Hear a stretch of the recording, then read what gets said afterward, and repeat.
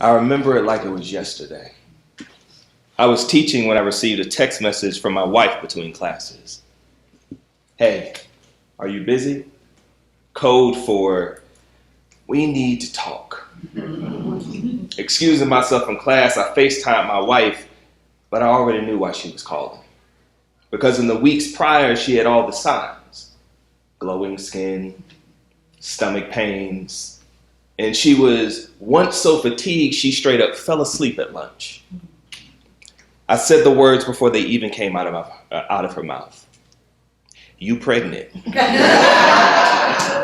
We shared a laugh, excited for the upcoming journey. We were going to be parents. And as we got off the phone, I couldn't help but think about the long, winding road that led me to become a father. A position I wasn't sure I ever wanted to hold, given my relationship with my biological father. You see, when I was born, the connection between my parents was so strained that when my mother went into labor, my father refused to come to the hospital. Perhaps out of spite, my mother decided to name me after him anyway. Carlton Bird, Jr. As I got older, I believed my mother's first husband, my stepfather, was my biological father.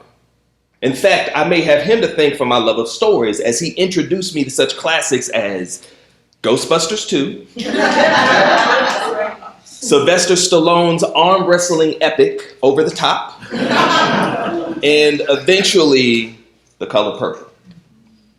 As far as I was concerned, my stepfather was my biological father. Then my little brother was born. And as my stepfather's affections towards my little brother grew, I was left neglected.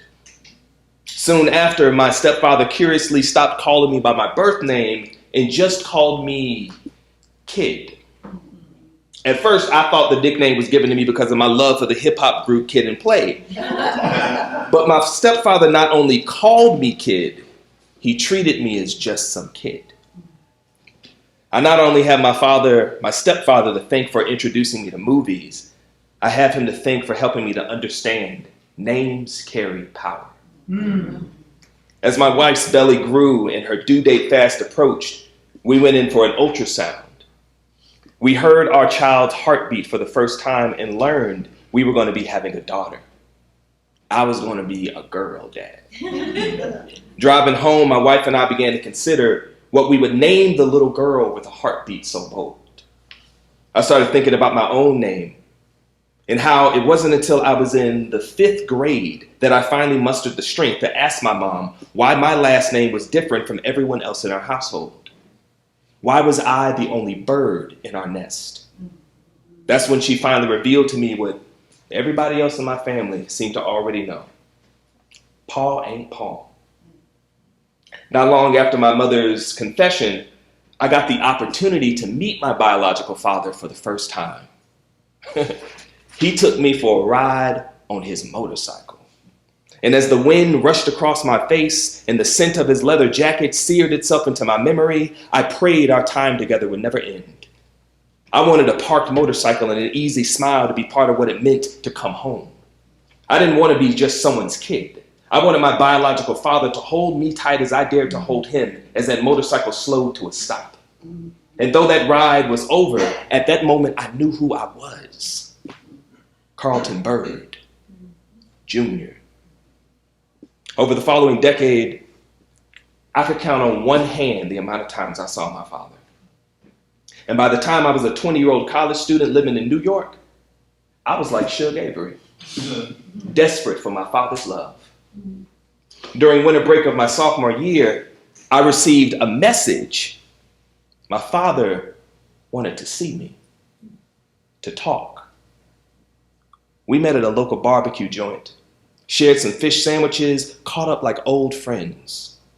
Then we moved the conversation to a rec center where he worked. My father put on some old school jams and told stories from his childhood.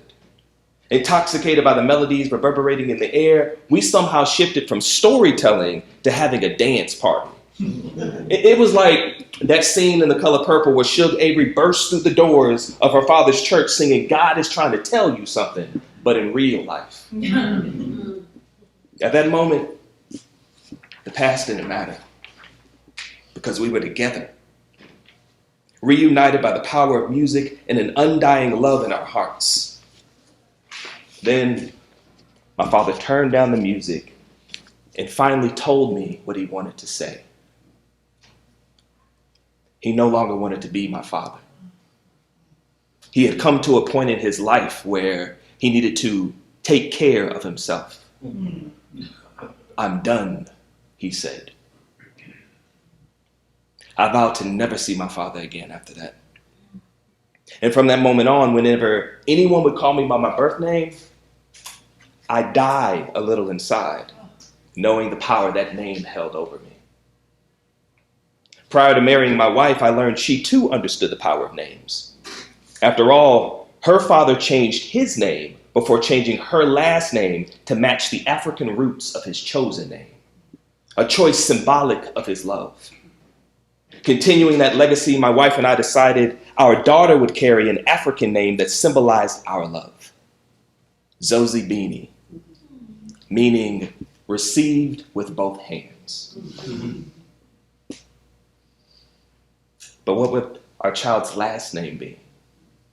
Because I certainly didn't want her to carry the curse of my last name. I wanted my daughter to be born free. But first, I had to free myself. So I began the process of changing my name. Turning to my father-in-law for assistance, he provided me with some books containing African names along with a warning. I could look through the books all I wanted, but eventually the ancestors would reveal my name. Knowing I wanted a last name that carried the literal meaning of my surname Bird, I settled on iLongwe, a type of Egyptian bird. But choosing a first name was a bit more challenging.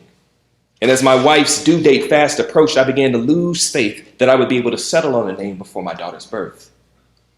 Then came the moment my father-in-law foretold. After months of searching, I was sitting at my wife's feet when suddenly I asked, "Is Alani a name?" She said, "Look it up." So I did. Alani, meaning beautiful, precious child. I began to weep. I never felt like a beautiful child.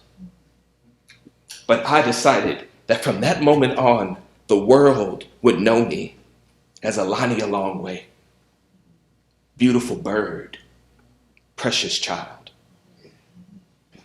After 3 days in labor, my wife finally gave birth to our daughter. When she came into the world, our daughter didn't cry. Instead, she looked at me and smiled. She smiled with the face of someone born free. Around the time of my daughter's birth, I received a message via Facebook from someone claiming to be a friend of my father. According to this friend, my father had been watching my career from afar. And not only was he proud of me, he was desperate to atone for his sins. After years of not talking to my father and becoming a father myself, God was trying to tell me something. It was time to forgive. I used to think that of all the characters in The Color Purple, I was the most like Shug Avery, the black sheep, a tortured artist on the journey to fully embracing their authentic self while desperately loving a father who seemingly hates them for who they are. But after rewatching The Color Purple in preparation for tonight, I realized the truth. I'm most like Shug Avery's father, a man struggling to forgive the sins of the past. God has been trying to tell me something for the past 4 years. And maybe sometime before my daughter is old enough to question the story of her name and what drove me to change my own, I'll be ready to listen. Thank you.